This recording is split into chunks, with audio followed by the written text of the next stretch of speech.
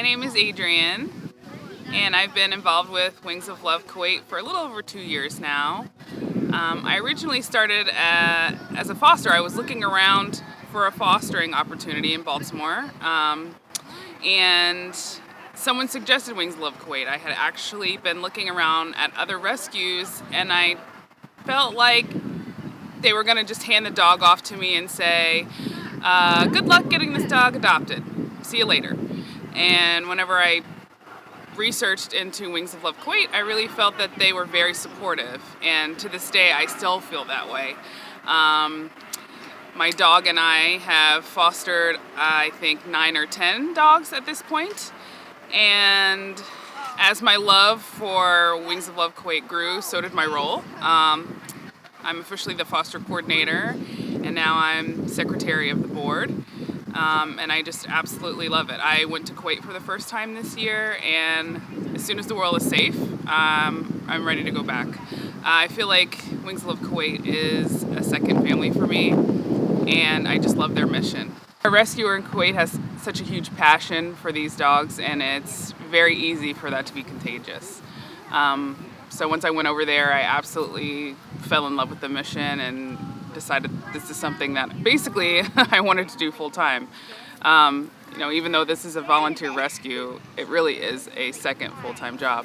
And so I think a lot of our roles have expanded from what we originally signed up for, adopter or volunteer or foster.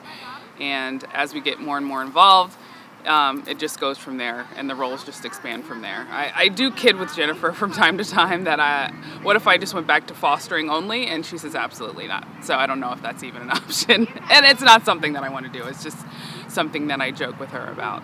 It's interesting that even now, I'm in the midst of, do I stay in Baltimore? Do I move closer to DC? And every single time I come back to Wings of Love Kuwait and I say, I'm not ready to leave anytime soon. I just love it that much, and it's a huge part of my life. And I've met so many friends who are like second family members, and the adopters and volunteers and fosters are just also so passionate and so dedicated to this cause.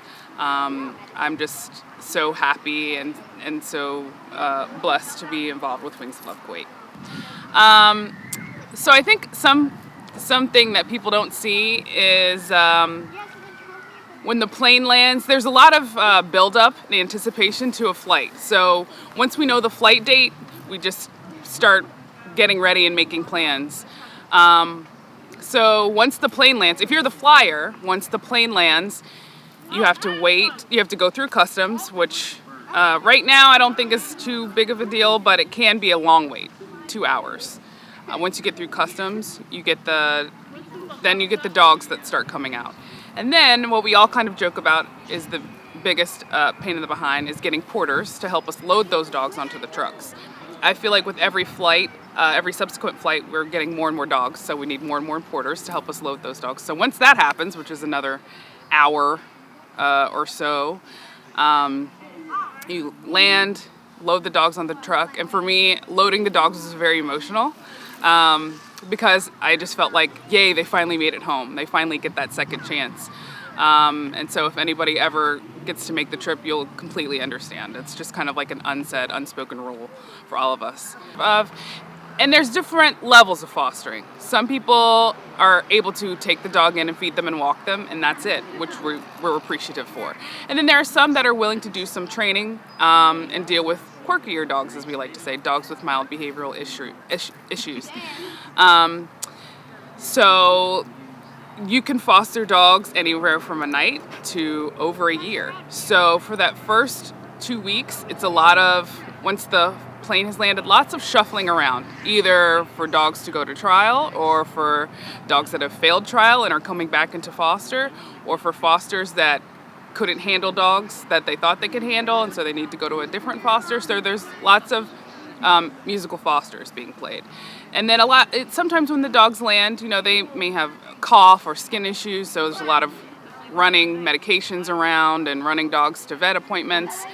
Dogs that we brought over into medical care that are going straight into foster care that need to go to the vet. And then, dogs that need to be shuffled from place to place. So the first 2 weeks, is exciting, to say the least. So we absolutely could not do this without our fosters. We are foster-based, we are not shelter-based. And we believe that's a little bit what sets us apart, is that our fosters can come into a foster home, especially if they don't have deposits lined up, and kind of decompress and assimilate to this new world. And we are always looking for new fosters. We can never have enough fosters, and we are so appreciative of our fosters. So please, if you're looking to foster, please, please, please contact us. We would love to have you, and we would be happy to get in contact with you. And tell your friends and family and other people who aren't quite sure about getting a dog or a second dog. I think fostering is a great way also to learn about dog behavior and to learn if you can handle more than one dog. So please, please, please, if you are interested in fostering, we would love to have you. And for every foster that we have, every foster that signs up with us, that means we get to save the life of one more dog that's in Kuwait. That means we get to bring one more dog over from Kuwait. So our fosters are so precious and special to us. So please come foster with Wings of Love Kuwait.